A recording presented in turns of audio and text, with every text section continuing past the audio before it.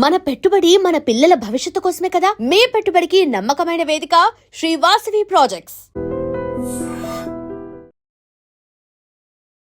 నమస్కారం అండి.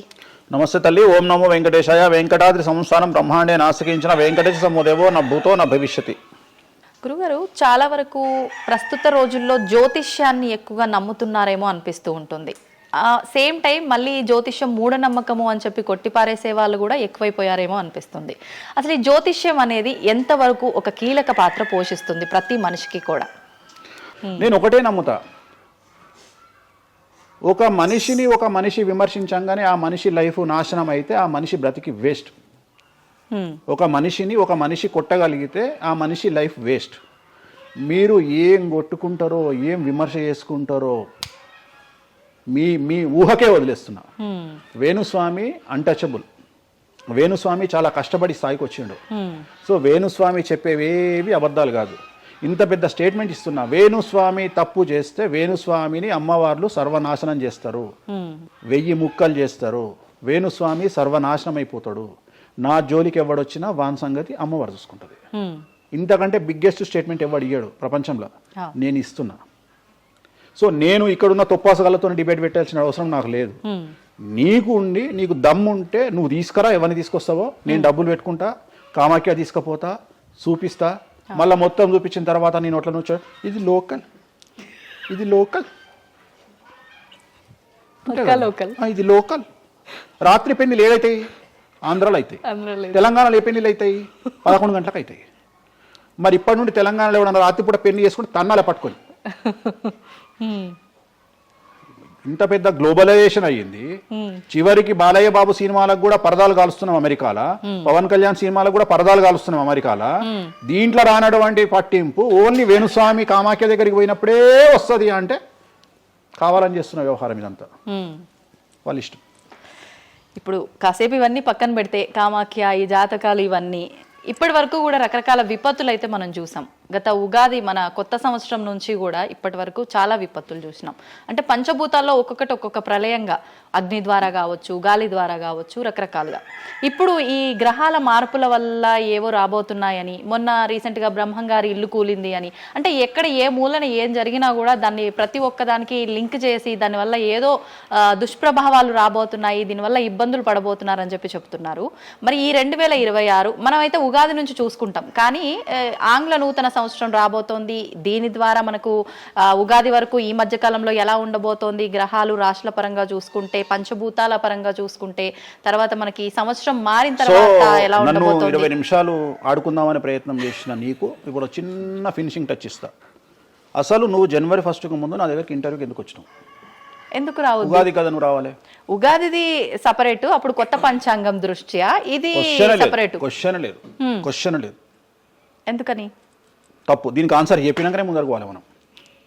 ఉగాది 2026 మార్చి 19 నాడు శ్రీ పరాభవన సంవత్సరం వస్తుంది. దానికి కదా మనం పంచాంగం తీసుకోవాలి. నేను ఎందుకు ముందుగా వచ్చానంటే నేను దానికి ఆన్సర్ చెప్తా. మీరు ఎట్లాగో బిజీ పూజల్లో, మళ్ళీ నాకు అవకాశం దొరుకుతుందో లేదో తెలియదు. కాదు. కాంపిటీషన్ జీవితములో నిన్ను నువ్వు నిలబెట్టుకోవడానికి కొత్తదనాన్ని ఎంచుకొని నిన్ను నమ్ముకున్నటువంటి ఓనర్కు నీ పూర్తి కర్త కర్మ క్రియ నీ రిజల్ట్ను ఇవ్వడానికి నువ్వు చేస్తున్నటువంటి ఒక ప్రయత్నం, నిన్ను నువ్వు జనాల్లో కొత్తగా ప్రొజెక్ట్ చేసుకోవడానికి చేస్తున్నటువంటి ప్రయత్నం. అదే ప్రయత్నం వేణుస్వామి చేసిండు కామాఖ్య విషయం. అమ్మా ఇట్లొచ్చారా? అర్థమైందా? కాబట్టి జనాల్లో కొత్తదానంలో కొత్తగా వస్తే నువ్వు గదే యాంకరింగ్ నేర్చుకున్నావు, గాయన గదే అడ్వకేట్ చదువుకుండు, గా టీవీ ఛానల్ గదే చేసింది. మరి గా టీవీ ఛానల్ ఏమో ప్రైమ్ టైమ్ స్లాట్ 2 లక్షలు ఎట్లా పోతుంది? పనికి వాళ్ళ చిన్న ఛానల్ 2000 ఎందుకు పోతుంది అంటే వాళ్ళు కష్టపడడానికి, వాళ్ళు చేసిన స్టింగ్ ఆపరేషన్లు కావచ్చు, వాళ్ళు జీవితాన్ని నాశనం చేసిన విధానం కావచ్చు, వాళ్ళకి ఆ పేరు వచ్చింది. సో అట్లనే వేణుస్వామి కష్టపడి ఈ స్థాయికి రావడానికి వేణుస్వామికి అంటూ ఒక బ్రాండ్ ఉన్నది. సో రెండవది, ఇదే సంవత్సరం ఇదే ఛానల్లో 2025 శివ అనే ఒక యాంకర్ కు నేను ఇంటర్వ్యూ ఇచ్చిన. అందులో చాలా విషయాలు చెప్పిన. ఏమేం చెప్పినా, ఈ సంవత్సరము రైలు ప్రమాదాలు ఎక్కువ అని చెప్పిన, విమాన ప్రమాదాలు ఎక్కువ అని చెప్పిన. చెప్పంగా వెనకకించి వచ్చి వీరికి పని పాట లేదు, వీడు పొద్దుగా లేస్తే నెగిటివే మాట్లాడతాడు అని తిట్టిరు నన్ను. మరి అయినప్పుడు ఒక్కడన్నా పెట్టడేంద్రా? పెట్టాలే కదా. ఎందుకు పెట్టారు అంటే చివరికి జ్యోతిష్యం చెప్పుకునే స్వేచ్ఛ కూడా మా బొందకు లేకుండా చేసారు. జ్యోతిష్యంలో అరే ఇప్పుడు నా సొంత కవిత్వం కాదు, ఎవరిని అడిగినా చెప్తారు. ఈ సంవత్సరం గురువు అధిపతి కమాండర్ కేతువు అన్ని క్లియర్గా ఉన్నాయి. కేతువు అంటే మోక్షకారకుడు భక్తికారకుడు. ఈ సంవత్సరం 2026లో ఎక్కడైతే జనాలు గుమిగూడు ఉంటారో అక్కడ ప్రాబ్లమ్స్ వస్తాయి. అది రేపు జరగబోయేటువంటి పుష్కరాలు కావచ్చు, రేపు జరగబోయే సమ్మక్క సారక్క పండగ కావచ్చు, లేకపోతే దేవాలయాల్లో ముక్కోటి ఏకాదశి కావచ్చు, ఎక్కడైతే భక్తి భావం ఉంటుందో అక్కడ చాలా పెద్ద పెను ప్రమాదాలు సంచలనాలు జరుగుతాయని శాస్త్రం చెప్తుంది. శాస్త్రం చెప్పినప్పుడు ఆ శాస్త్రాన్ని వేణుస్వామి చెప్తున్నాడు. దీన్ని కూడా తప్పు తీసుకుపోయి వేణుస్వామి ఏలినాటి శని నడుస్తుంది మేషరాశికి, మేషరాశి బాగుండదు అని చెప్పాలి కానీ మేషరాశి సూపర్ స్టార్లు అవుతారని నేనెందుకు చెప్తా అంటే అక్కడ చూసినావా వేణుస్వామి మన ఒక ఆమె నేను మీనరాశి బాగాలేదంటే మీనరాశికి బాగాలేదని చెప్తున్నా వేణుస్వామి ఎక్కడ చెప్పాడు వేణుస్వామి అని ఇట్లా ఊతుంది, ఇట్లనే ఊతుంది ఆమె ఇట్లనే అంటుంది వేణుస్వామి చెప్పిండు అని తిట్టింది. నువ్వు నమ్మవమ్మా ఆమెను అమెరికా నుండి పంచుప్రభాకర్ అని ఒక ఆయన ఉంటాడు, ఆయన తిట్టిండమ్మా ఆ బూతులు భగవంతా నేనైతే తెల్లారి చచ్చిపోతుండే అంటే వాళ్ళిద్దరికి ఫైటింగ్ జరిగి గదే మీనరాశి అని చెప్తున్నా నేను. ఆమె మీనరాశి అంట గదే మీనరాశి అంటున్నా నేను. అంటే నేను చెప్పేది అదే, నేను చెప్పేది ఫస్ట్ శనీశ్వరుడు కాదు శనేశ్వరుడు. శనీశ్వరుడు అని ఎందుకు వచ్చింది అంటే ఒకరోజు శని శంకరుడు ఇద్దరు కలిసినప్పుడు శంకరుడు శనిని అడుగుతాడు, ఏందా నేను చూస్తే పెద్ద అందరు భయపడుతున్నారు, చాలా పెద్ద పెద్ద వాళ్ళు భయపడుతున్నారు, నువ్వు తోపు తురుమట కదా అంటాడు. అంటే నేను తోపు తురుమా కాదా రేపు చెప్తా నీ సంగతి అంటాడు. ఎవరు శని ఈశ్వరుని అంటాడు. అంటే ఏంది అంటే రేపు నీ టైం వచ్చింది నీ సంగతి ఏందో చెప్తా అంటాడు. అంటే తెల్లవారి పొద్దున సూర్యోదయానికి శంకరుడు పోయి ఒక చెట్టు తొర్రలో దాచుకొని సాయంత్రం సూర్యాస్తమయం వరకు చెట్టు తొర్రలోనే ఉంటాడు. ఉండి బయటకు వస్తాడు. బయటకు వచ్చిన తర్వాత శని ఎదురుపడితే నన్నేమో చేస్తా అన్నావు కదా ఏం చేసినావు అంటాడు. అంటే నువ్వు లయకారకుడివి, ప్రపంచాన్ని శాసిస్తావు, ముల్లోకాలను శాసిస్తావు, అట్లాంటి నిన్ను తీసుకుపోయి సూర్యోదయం నుండి సూర్యాస్తమయం దానిక చెట్టు త్వరలో దాచిపెట్టిన ఇంతకంటే నేను చేసేదే ఉంది అంటాడు. ఆట మొదలు పెట్టేశాడు అక్కడ ఆల్రెడీ. అప్పటి నుండి ఆయనకు శనీశ్వరుడు అని పేరు వచ్చింది. సో ఇది జరిగింది శంకరుడికి కూడా జరిగింది, రాముడికి కూడా జరిగింది. సో ఏలినాటి శని పీరియడ్లో షష్టమ శని పీరియడ్లో బాధలు పడేటువంటి పరిస్థితి ప్రతి ఒక్కళ్లకు ఉంటుంది. రెండవసారి ఏలినాటి శనిలో మరీ దరిద్రంగా ఉంటుంది. కలియుగంలో దాని తీవ్రత చాలా ఎక్కువగా ఉంటుంది. కలియుగంలో ఫిజికల్ కంటే మానసికమైన దెబ్బలు చాలా ఎక్కువగా ఉంటాయి. జనాలు కొట్టే దెబ్బలు చాలా ఎక్కువగా ఉంటాయి. నరఘోష వల్ల తినే దెబ్బలు చాలా ఎక్కువగా ఉంటాయి. కలియుగ దైవమైనటువంటి వెంకటేశ్వర స్వామి వారికే ఎన్నో రకాల పూజలు చేసి దిష్టి తీయడానికి ప్రయత్నం చేస్తున్న సందర్భంలో ఆఫ్టర్ ఆల్ మానవులో మనమెంత. సో మన మీద ఎన్నో రకాల దుష్ప్రయోగాలు ఉంటాయి, ఎన్నో రకాల నరఘోషలు ఉంటాయి. సో ఇవన్నీ జనాలకు తెలియజేయాల్సిన బాధ్యత ఒరిజినల్ పండితుడిగా ఒరిజినల్ జ్యోతిష్కుడిగా నా మీద ఉంది. సో సొంత కవిత్వము జనాలకు పాజిటివ్గా చెప్పడానికి నేనేమి ఏమో అంటారు కదా వ్యక్తిగత ఏదో అంటారు వాళ్ళను వ్యక్తిగతంగా కౌన్సిలింగ్ ఇచ్చేటువంటి వాడిని కాదు నేను. సో నేను శాస్త్రం ఏం చెప్పిందో నేను దాన్ని మాత్రమే జనాలకు చెప్పడానికి నేను ఇక్కడ ఉన్నా. అంతేగాని క్యాన్సర్ వచ్చిన పట్టుకొని నీకు ఏం లేదు అని చెప్పి వాడిని ఇంటికి పంపించి 2 రోజుల తర్వాత సచ్చేటట్టు చేసేటువంటి నీచుడిని నేను కాదు. క్యాన్సర్ వస్తే క్యాన్సర్ వచ్చింది, ధైర్యంగా బతుకు, ఇంకా బతుకు, నీ కోరికలు తీర్చుకో, అన్ని కోరికలు తీసుకొని సావు అని చెప్తా. రెండవది అన్ని తిని 60 ఏళ్ళు పోతే ఏం తినకుండా 80 ఏళ్ళు బతికితే లాభం లేదు. సో కలియుగంలో ఇవన్నీ సమస్యలు చాలా తీవ్రంగా ఉంటాయి. భార్యాభర్త కారులో పోతే పక్కింటోడు ఏడిస్తాడు, మంచి కారు కొనుక్కుంటే ఏడిస్తాడు, ఒక పిల్లగాడు మంచి ఉత్తీర్ణత శాతంలో పాస్ అయితే ఏడిస్తారు, మంచి ఉద్యోగం వస్తే ఏడిస్తారు, ఒక పొలిటికల్ బాగుంటే చస్తాడు, ఒక యాంకర్కు డబ్బులు వస్తే చస్తాడు.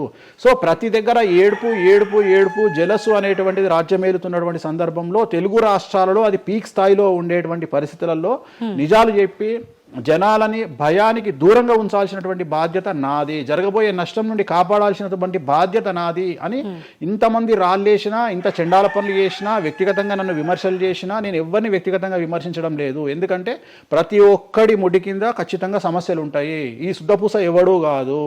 నాకంటూ నెల రోజులు పక్కకు తీస్తే ఒక్కొక్కటి జాతకాలు చెప్పగలుగుతా అందరివి. నేను వాటి జోలికి బోదలుచుకోవట్లేదు. శాస్త్రం ఏం చెప్పిందో శాస్త్ర ప్రామాణికంగా నేను జనాలకు తెలియజేయాలని కోరుకుంటున్నా. సో లాస్ట్ ఇయర్ ఎట్లా జరుగుతుందో 2025లో అనుభవించిన కష్టం కంటే 2026 ఎక్కువ, 2026 కంటే 27 ఎక్కువ, 27 కంటే 28 ఎక్కువ. 2025 నుండి 28 వరకు సమాజంలో ప్రకృతిలో జరిగే సంఘటనల తీవ్రత చాలా ఎక్కువగా ఉండబోతా ఉంది. ప్రకృతి పరంగా, సామాజికంగా, అగ్ని ప్రమాదాల పరంగా, వాహన ప్రయాణాల ప్రమాదం, చాలా రకాల సమస్యలు ఈ సంవత్సరం ఉండబోతున్నాయి. ఓకే, రాశుల పరంగా ఎలా ఉంటుందండి? సో ఈ సంవత్సరము ఫస్ట్ రాశుల కంటే ముందు మనం మాట్లాడుకోవాల్సింది ఏంటి అంటే ఈ సంవత్సరము రైలు ప్రమాదాలు, అగ్ని ప్రమాదాలు, వాహన ప్రమాదాలు, అలాగే జన సమీకరణలు ఉన్న చోట, భక్తులు గుమిగూడే చోట, జన సాంద్రత ఉన్న చోట, అది సినిమా థియేటర్లు అవ్వచ్చు, భక్తికి సంబంధించిన ఏరియా అవ్వచ్చు, సో మార్కెట్లు అవ్వచ్చు, మాల్స్ అవ్వచ్చు, వాటిల్లో పెను సంచలనాలు ఈ సంవత్సరం జరిగే అవకాశాలు ఉన్నాయి. ఆర్థిక నష్టము అంటే ఆస్తి నష్టము, జన నష్టము ఉండేటువంటి అవకాశాలు ఉన్నాయి. కాబట్టి జనాలకు చెప్పే విషయం ఏంటంటే భక్తి పేరుతో జనాలు లేనటువంటి ప్లేస్కి వెళ్ళండి. ముక్కోటి ఉంది, ఖాళీగా ఉన్న వెంకటేశ్వర స్వామి గుడికి వెళ్ళండి హ్యాపీగా. ఆ దేవుడికి డబ్బులు ఇచ్చిన వాళ్ళు అవుతారు, పంతులకు డబ్బులు ఇచ్చిన వాళ్ళు అవుతారు, గుడికి 4 రూపాయలు ఇచ్చిన వాళ్ళు అవుతారు. అట్లనే జనాలు లేనటువంటి ప్లేసుల్లో పుష్కరాలకు వెళ్ళండి ఈ సంవత్సరము. సో జన సాంద్రత ఉన్నటువంటి ప్రదేశాలను ఈ సంవత్సరం అవాయిడ్ చేయడానికి ప్రయత్నం చేయండి. సో టూర్లు మ్యాక్సిమం అవాయిడ్ చేయండి. ఈ సంవత్సరము లోయ ప్రాంతాలలో, కొండ ప్రాంతాలలో, నదీ పరివాహక ప్రాంతాలలో పెను సంచలనాలు నమోదయ్యే అవకాశం ఉంది. టూరిస్టు ప్రాంతాలలో కూడా ప్రాబ్లమ్స్ ఉంటాయి. ఈ సంవత్సరం భారతదేశంలో కొన్ని ప్రదేశాల్లో మత కల్లోలాలు రేగేటువంటి అవకాశం కనిపిస్తూ ఉంది. కర్ఫ్యూ విధించేటువంటి అవకాశం కనిపిస్తూ ఉంది. సో ఇవన్నీ కూడా ఈ సంవత్సరం చాలా తీవ్రంగా ఉండబోతా ఉన్నాయి. సో జాగ్రత్తలు వహిస్తే మంచిది. ఓకే, ఇప్పుడు అంటే ఇవి ఎవరికి, అంటే ఏదైనా గ్రహాల్లో మార్పులు ఉన్న వాళ్ళకా, లేదంటే అంటే ఇదంతా మనం ప్రకృతి పరంగా చెప్తాం. ప్రకృతి పరంగా దాంట్లో ఎవరు ఉంటారు అంటే చనిపోయే వాళ్ళని తీసుకుంటే ఆ బాధితులు ఎవరైతే ఉంటారో వాళ్ళ జాతకంలో ఏలినాటి శనో, షష్టమ స్థానంలో శనో, వ్యయ గురువో ఉంటాడు. ఓకే, సో మనం వాళ్ళే అని చెప్పలేం కదా, అక్కడికి పోయిన వాళ్ళల్లో వాళ్ళు ఉంటారు. ఓకే, ఎవడైతే నష్టజాతకుడు ఉంటాడో వాడికి ఆ ఇన్సిడెంట్ జరుగుతుంది. సో ఇది ఓవరాల్ గా సంవత్సర ప్రిడిక్షన్ అంటారు. ఓకే, సో రాబోతున్నటువంటి సంవత్సరం పేరు కూడా చాలా చాలా చాలా కాంట్రవర్షియల్ నేమ్, పరాభవనామ సంవత్సరము. పరాభవము అంటే ఓటమి, అవమానంతో కూడిన ఓటమి అని అర్థం. పరాభవము, దుర్యోధనుడికి మయసభలో జరిగినది పరాభవము. సో అలాంటి పరాభవము ఎవరికి జరుగుతుంది అంటే ఎవరి జాతకంలోనైతే ఏలినాటి శని ఉందో, 6వ స్థానంలో శని ఉన్నాడో, 8వ స్థానంలో శని ఉన్నాడో, 12వ స్థానంలో గురువు ఉన్నాడో వాళ్లకు ఈ సంవత్సరం సంచలనాలు ఉండబోతా ఉన్నాయి. అది మేషరాశి కావచ్చు, మీనరాశి కావచ్చు, సింహరాశి కావచ్చు. ఓకే, సో ఇలాంటి వారికి ఈ సంవత్సరం పెను సంచలనాలు ఉండేటువంటి అవకాశాలు ప్రస్ఫుటంగా కనిపిస్తూ ఉన్నాయి. సో ఇది ఓవరాల్ గా సంవత్సర ఫలితము. ఇక 12 రాశులకు సంబంధించి ముందుగా మేషరాశి కనుక తీసుకున్నట్లయితే, మేషరాశికి ఈ సంవత్సరము ఏలినాటి శని నడుస్తూ ఉంది. సో ఏలినాటి శని ఒక పక్క గురువు బాగాలేడు, ఒక పక్క రాహు బాగాలేడు, ఒక పక్క కేతు బాగాలేడు. సో ఇలాంటి సందర్భంలో పెను సంచలనాలకు కారణభూతమయ్యేటువంటి అవకాశం ఉంది. సో విద్యార్థులకు ఉత్తీర్ణత శాతం తగ్గుతుంది, కోరుకున్న ప్లేస్మెంట్స్ రావు, వీసా రిజెక్ట్ అయ్యే అవకాశం ఉంది. ఉద్యోగస్తులకు పై అధికారుల వల్ల సమస్యలు ఉంటాయి, ప్రమోషన్లు ఆగిపోతాయి. సో బదిలీలు చాలా దూరంగా బదిలీలు అయ్యే అవకాశం కనిపిస్తూ ఉంది. రాజకీయ నాయకులకు ఫెయిల్యూర్స్ కనిపిస్తూ ఉన్నాయి, ఉన్న పదవులు కోల్పోయే అవకాశం కనిపిస్తుంది, ఎన్నికలలో ఓటమి కనిపిస్తూ ఉంది. రైతులకు మొదటి పంట కంటే రెండవ పంట బాగుండే అవకాశం ఉంది. కళాకారులకు, క్రీడాకారులకు అవకాశాలు తగ్గిపోయి ఆదాయం తగ్గిపోయే అవకాశం ఉంది. స్త్రీలకు సంబంధించి భర్తల మధ్యన గొడవలు అయ్యే అవకాశం ఉంది. అలాగే వ్యాపారస్తులకు, బ్యూరోక్రాట్లకు ఈ సంవత్సరం ఏసీబీ, సిబిఐ, సిఐడి లాంటి కేసులు లేదా ఈడీ కేసులు కనిపిస్తూ ఉన్నాయి. ఈ సంవత్సరం ఓవరాల్గా మేషరాశి వాళ్ళని తీసుకుంటే న్యాయపరమైన ఇబ్బందులు, ఆర్థికపరమైన ఇబ్బందులు, ఆరోగ్యపరమైన ఇబ్బందులు, తండ్రికి సంబంధించిన అపమృత్యు గండము, అలాగే న్యాయపరమైన చిక్కులు, వాహన ప్రమాదాలు, భార్యాభర్తల మధ్యన గొడవలు, ఇవన్నీ మేషరాశి వారికి కనిపిస్తూ ఉన్నాయి. మరి ఏం చేసుకోవాలా అంటే తిరునల్లా శనీశ్వర ఆలయంలో ప్రత్యేకమైన శని పూజ నిర్వహించుకోవడంతో పాటు నలుపు రంగు దుస్తులకు దూరంగా ఉండడము, నలుపు చెప్పులు, నలుపు వాహనాలకు దూరంగా ఉండడము, లెదర్ వస్తువులకు దూరంగా ఉండడము, నలుపు లెదర్ వస్తువులకు దూరంగా ఉండడం వల్ల సమస్యల నుండి గట్టెక్కుతారు. ఏడాదంతా వీటికి దూరంగా ఉండాలి. మరి తర్వాత నెక్స్ట్ వృషభ రాశి. సో వృషభ రాశి వారికి ఈ సంవత్సరం 100కు ఇంచుమించుగా 75% అనుకూలంగా ఉంది. రాహువు, కేతువు, గురువు, శని అనుకూలత కనిపిస్తూ ఉంది. చాలా బాగుండబోతా ఉంది. ఈ సంవత్సరం మే నుండి విపరీతమైన రాజయోగం పట్టబోతా ఉంది. చాలా అనుకూలంగా ఉంది. విద్యార్థులకు ఉత్తీర్ణత శాతం ఉంటుంది. స్త్రీలకు అనుకూలమైన ఫలితాలు ఉంటాయి. స్త్రీలకు మీ ఇంట్లో కమాండింగ్ అంతా మీదే ఉంటుంది. రాజకీయ నాయకులకు ఎన్నికలలో విజయాలు సాధిస్తారు. డబ్బులు ఎక్కువ ఖర్చైనా విజయాలు సాధిస్తారు. అలాగే రైతులకు 2 పంటల దిగుబడి, రాబడి బాగుంటుంది. విద్యార్థులకు కోరుకున్న ప్రదేశాల్లో సీట్లు వస్తాయి. ఉత్తీర్ణత శాతం పెరుగుతుంది. అవివాహితులకు వివాహ యోగ సూచనలు కనిపిస్తున్నాయి. సంతానం లేని వారికి సంతాన యోగం కనిపిస్తూ ఉంది. వ్యాపారస్తులకు, అన్ని రంగాల వ్యాపారస్తులకు అనుకూలమైన ఫలితాలు ఉండబోతా ఉన్నాయి. క్రీడాకారులకు, కళాకారులకు అవకాశాలు, ఆదాయము పెరుగుతాయి. ఓవరాల్గా ఈ సంవత్సరం పూర్తి స్థాయిలో మీకు ఎటువంటి సమస్యలు కనిపించడం లేదు. చాలా బాగుంది కాబట్టి మీకు ఎటువంటి రెమెడీస్ అవసరం లేదు. వీలైతే సోమవారం నాడు శివాలయంలో రుద్రాభిషేకాన్ని నిర్వహించుకోండి. సో నెక్స్ట్ మిథున రాశి. ఈ సంవత్సరం ఏదైనా రాశి 100కు 110% అనుకూలంగా ఉంది అంటే మిథున రాశి. సో గురువు, రాహువు, కేతువు అన్ని గ్రహాలు అనుకూలంగా ఉన్నాయి. పట్టిందల్లా బంగారంగా ఉంటుంది. గురువు అతిచారం వల్ల మీ జాతకం చాలా బాగుండబోతా ఉంది. గత 10 సంవత్సరాల నుండి మీరు పడుతున్నటువంటి కష్టాలన్నీ తొలగిపోయే అవకాశాలు కనిపిస్తూ ఉన్నాయి. సో కొత్త స్పీడ్తో ముందుకు వెళ్ళండి, కొత్త ఆలోచనలు చేయండి, ఎంత గొప్పగా జీవితంలో ముందుకెళ్లాలో ప్లాన్ చేయండి, చాలా గొప్పగా ఆలోచించండి, చిన్నగా ఆలోచన చేయకండి. గురువు విపరీత రాజయోగాన్ని ఇవ్వబోతా ఉన్నాడు. దైవబలం మీకు అనుకూలంగా ఉంది, గురుబలం మీకు అనుకూలంగా ఉంది, శనిబలం మీకు అనుకూలంగా ఉంది. కాబట్టి కొత్త వ్యాపారాలు ప్రారంభించండి. విపరీతమైనటువంటి చాలా గొప్పగా కలలు కనండి. ఆ కళలను సాకారం చేసుకునే దిశగా ప్రయాణం చేయండి. విద్యార్థులకు అనుకూలంగా ఉంది, ఉద్యోగస్తులకు అనుకూలంగా ఉంది, వ్యాపారస్తులకు అనుకూలంగా ఉంది, రైతులకు 2 పంటలు అనుకూలంగా ఉంది. సో ప్రతి వాళ్ళు చెరువులు, తర్వాత చేపల చెరువులు, రొయ్యల చెరువులు పండించే వాళ్ళకు అనుకూలంగా ఉంది, పౌల్ట్రీ ఫామ్ వాళ్ళకు అనుకూలంగా ఉంది, రాజకీయ రంగం వారికి అనుకూలంగా ప్రజల్లో మంచి మార్పులు కనిపిస్తూ ఉన్నాయి. స్త్రీలకు మీదే కమాండింగ్గా ఉంటుంది. కుటుంబంలో మీరు ఏం చెప్తే అది జరిగేటువంటి అవకాశాలు కనిపిస్తూ ఉన్నాయి. సో మిథున రాశి వారికి పూర్తి స్థాయిలో అనుకూలంగా ఉంది. ఎటువంటి రెమెడీస్, ఎటువంటి పూజలు అవసరం లేదు. అద్భుతం అయితే వీళ్ళది.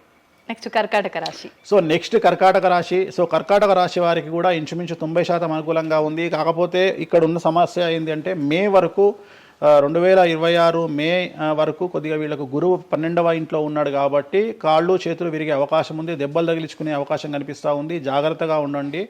సాధ్యమైనంత వరకు yellow colour, lemon yellow colour దుస్తులు ధరించే ప్రయత్నం చేయండి. చాలా అనుకూలంగా ఉండబోతా ఉంది. రాజకీయ రంగంలో ఉండే వాళ్లకు విపరీతమైనటువంటి విజయాలు సిద్ధిస్తాయి. జనాల్లో అనుకూలమైన వాతావరణం ఉంటుంది. వ్యాపారస్తులకు విశేషించి అనుకూలంగా ఉంటుంది. విద్యార్థులకు అనుకూలంగా ఉంటుంది. అలాగే రైతులకు అనుకూలంగా ఉంటుంది. కళాకారులకు, క్రీడాకారులకు మరీ అనుకూలంగా ఉంటుంది. కాకపోతే ఓవరాల్గా కర్కాటక రాశి వారికి ఈ సంవత్సరం కొద్దిగా శత్రువుల యొక్క బెడద ఒక 10% కనిపిస్తూ ఉంది. కానీ శత్రువులను పట్టించుకోకండి. శని బలం వల్ల వాళ్ళు ఎంత ప్రయత్నాలు చేసినా, రాహు బలం వల్ల వాళ్ళు ఎంత ప్రయత్నాలు చేసినా మిమ్మల్ని ఎవరు ఏమీ చేయలేరు. సో మీరు చేయాల్సింది ప్రతి గురువారం నాడు లెమన్ ఎల్లో దుస్తులు ధరించే ప్రయత్నం చేయండి. అలాగే శ్రీకాళహస్తిలో గురు దక్షిణామూర్తి వద్ద గురువారం నాడు గురుహోరలో గురువుకు అంటే దక్షిణామూర్తికి అష్టోత్తర పూజ చేయించుకోండి. అలాగే పసుపు రంగు పువ్వు ఏదైనా ఉంటే అక్కడ నుండి తెచ్చుకొని ఇంట్లో పెట్టుకోండి. మీకు అనుకూలమైన ఫలితాలు ఉంటాయి. అంటే శని వీళ్ళకి ఫేవర్గా ఉన్నాడు అంటే శని వీళ్ళకి చాలా ఫేవర్గా ఉన్నాడు, రాహు ఫేవర్గా ఉన్నాడు, కేతు ఫేవర్గా ఉన్నాడు, మే నుండి గురువు కూడా ఫేవర్గా ఉంటాడు. అది ఉన్న చిన్న ఇబ్బందులకు కూడా ఏమైనా దానాలు అలాంటివి అదే మనం చెప్పినందుకు గురువు లెమన్ ఎల్లో కలర్ గురువుకు దక్షిణామూర్తి సరిపోతుంది. ఇంకా అవసరం లేదు, దానాలు అవసరం లేదు. మరి తదుపరి రాశి. సో నెక్స్ట్ సింహరాశి. సింహరాశికి ఈ సంవత్సరం అష్టమ శని నడుస్తూ ఉంది. గురువు వ్యతిరేకమైన ఫలితాలు, రాహు కేతువు చాలా నెగిటివ్గా ఉన్నారు.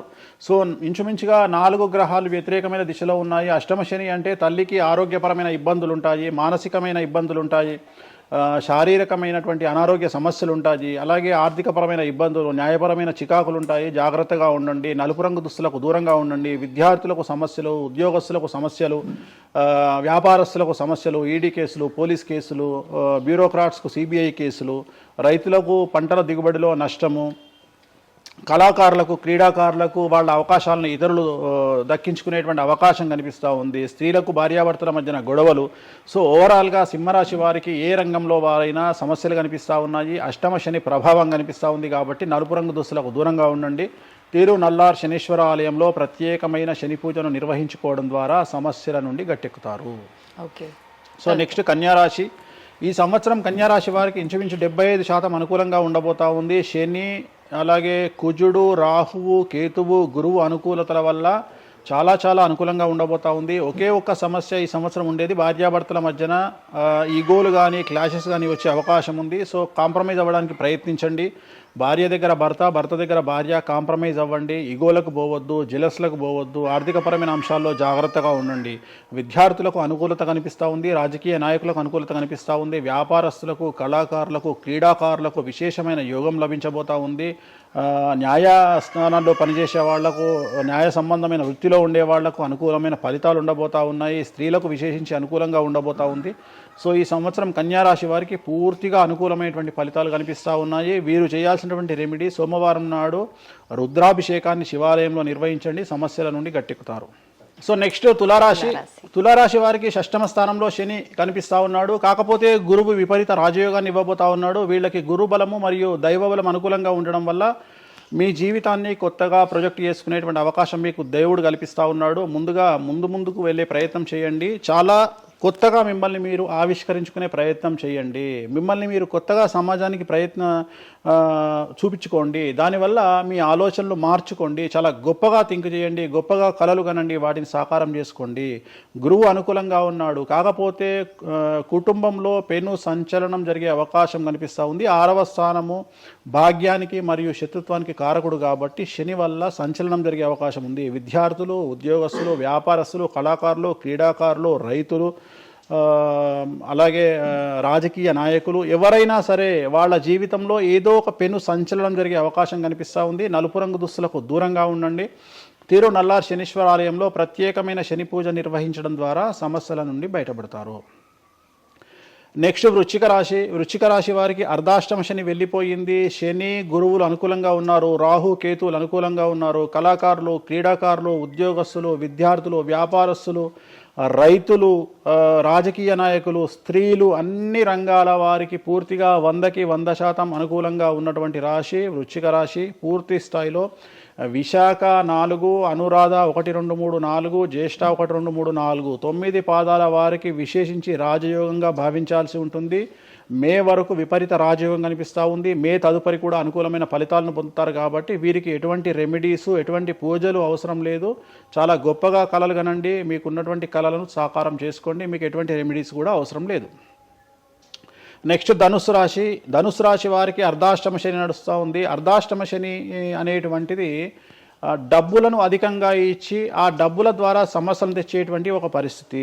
అంటే డబ్బులు లేకపోతేనే సమస్యలు అంటారా? డబ్బులు ఉంటే కూడా సమస్యలు. డబ్బులు ఉన్నప్పుడు వాటిని మనం ఖర్చు చేసే విధానంలో సమస్యలు, వాటిని మనం ఎలా సమాజంలో ఖర్చు పెట్టబోతున్నామనే సమస్యలు ఏర్పడేటువంటి అవకాశం ఉంది. కాబట్టి మీరు ఇన్వెస్ట్మెంట్ చేయడంలో కానీ, అప్పులు ఇవ్వడంలో కానీ, ఎవరికైనా అప్పులు ఇవ్వడంలో కానీ, చిట్టీలు వేయడంలో కానీ, సహాయం చేయబోయేటప్పుడు కానీ జాగ్రత్తలు తీసుకోండి. ఎటువంటి పరిస్థితుల్లోనూ డబ్బులు ఎవరికి ఇవ్వవద్దు.